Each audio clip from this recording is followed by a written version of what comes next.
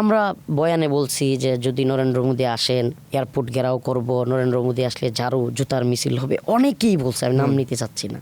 দেখা গেছে মোদী আসার 1-2 দিন আগে আমাদের কেউ বা আমাদের হেফাজতের আলেমদের অনেকেই সাংবাদিক সম্মেলন করে বলে ফেলছে যে আমরা মোদী বিরোধী আন্দোলন করব না, কোনো কিছুই করব না। আমি ব্যক্তিগতভাবে, আমি ছোট মানুষ, আমার প্রচন্ড আঘাত লাগছে, আমার মানে ইগোতে বলেন বা আমার খুবই আঘাত লাগছে মানসিকভাবে। যাই আমরা আলেম উলামা, আমরা সুস্পষ্ট বললাম মোদী আসলে আন্দোলন করব, ঘেরাও করব, আর এখন আমরাই আকবারাইয়া বললাম যে আমরা কোনো আন্দোলনে যাচ্ছি না।